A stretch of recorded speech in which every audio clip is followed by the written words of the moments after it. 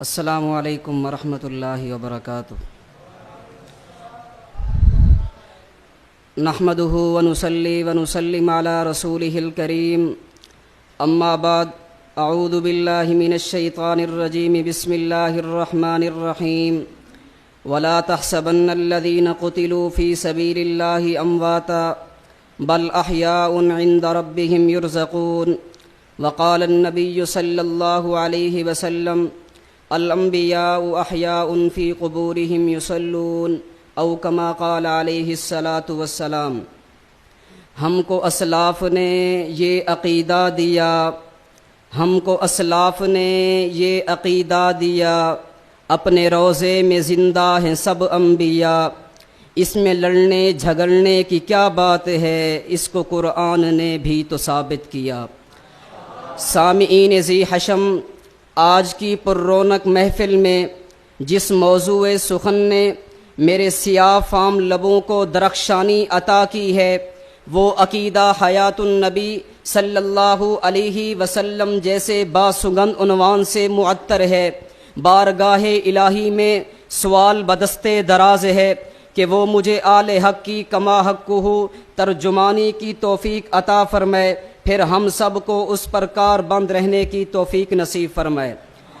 ارباب ذی قدر، دین اسلام کی پہچان یہ ہے کہ اس کی اساس اعتدال پسندی پر ہے۔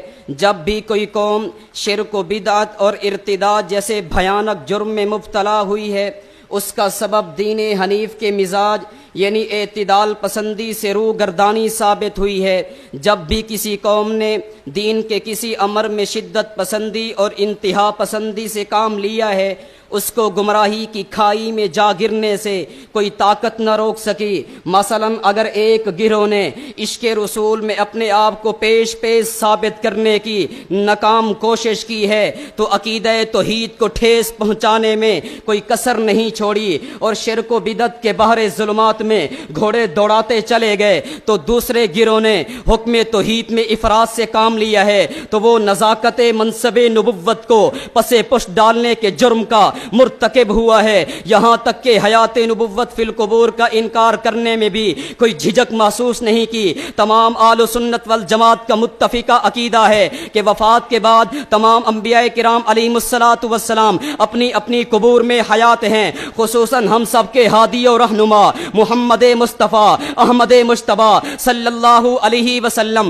گنبد خضرا کے سائے میں روضہ اقدس میں قبر مبارک میں یوں زندہ ہیں کہ اگر روضہ اقدس پر حاضری دینے والا امتی بارگاہ رسالت میں سلام عرض کرتا ہے تو جناب رسالت مآب خود سماعت فرماتے ہیں اور سلام کا جواب بمرحمت فرماتے ہیں۔ سامعین ذی قدر، ذرا چشم دید میں نور بصیرت سجا کر آئیے، بنیت تسلیم دل کو جھکا کر آئیے، ہم آپ کو دلیل کے گلستان کی سیر کراتے ہیں تو سنیے۔ دلیل میں رب لم یزل کا قرآن بھی موجود ہے، محمد عربی کا فرمان بھی موجود ہے، امت محمدیہ کا اجماع بھی موجود ہے، اسلاف و اکابرین کا ذخیرہ کتب بھی موجود ہے۔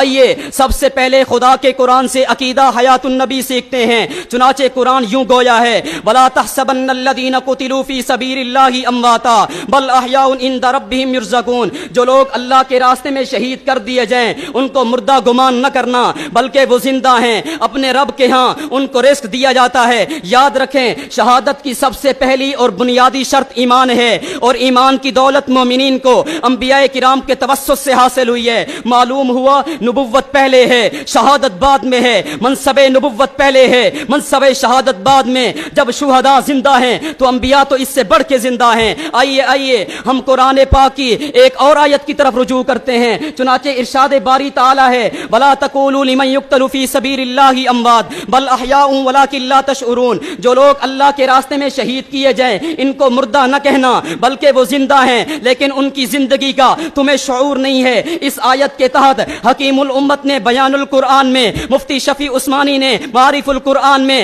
حضرت تفسیر مظہری میں اس اس آیت کو حیات النبی کی دلیل بنایا ہے۔ آئیے اس کے بعد حدیث مبارکہ کی طرف چلتے ہیں۔ اللہ کے نبی نے فرمایا الانبیاء احیاء فی قبورہم یصلون، انبیاء اپنی قبروں میں زندہ ہیں اور اپنے رب کی عبادت میں مصروف ہیں۔ جلاء الافہام کی روایت بھی اسی کی طرف اشارہ کرتی ہے، من صلی علی عند قبری۔ اس روایت کو مولانا حسین علی الوانی نے بھی تحریرات تصحیح میں حدیث میں اس کو صحیح قرار دیا ہے۔ آئیے اب ذرا آگے بڑھتے ہیں، اجماع امت سے عقیدہ حیات النبی کا جائزہ لیتے ہیں، جس کی تائید میرے آقا مدنی کریم صلی اللہ علیہ وسلم نے اپنے اس ارشاد سے فرمائی ہے، لا تجمع امتی علی الضلالہ۔ میرے نبی کی حیات پر امام سخاوی کے بقول امت کا اجماع بھی موجود ہے، حضرت شاہ محدث دہلوی کے بقول امت کا اجماع موجود ہے، حکیم الامت حضرت تھانوی کے بقول امت کا اجماع موجود ہے، حضرت کاندھلوی کے بقول امت کا اجماع موجود ہے۔ لیکن حضرت نانوتوی فرماتے ہیں قرآن و حدیث اور اجماع حتیٰ کہ کائنات کی کوئی دلیل بھی نہ ہوتی،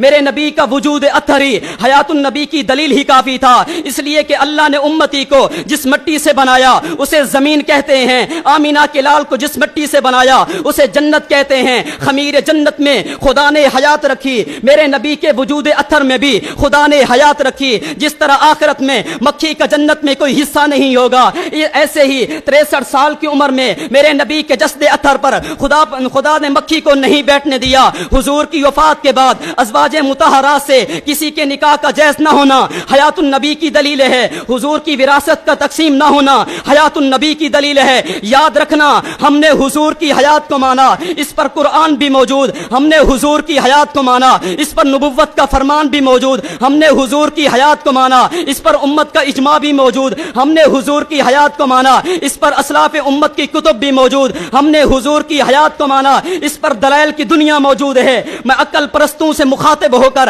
اپنے اکابرین کے طرز پہ چلتے ہوئے واش گاف الفاظ میں کہہ دینا چاہتا ہوں کہ میں انقلاب پسندوں کے ایک قبیل سے ہوں جو حق پر ڈٹ گیا، اس لشکر قلیل سے ہوں، میں یوں ہی دست و گریباں نہیں زمانے سے، میں جس جگہ پر کھڑا ہوں کسی دلیل سے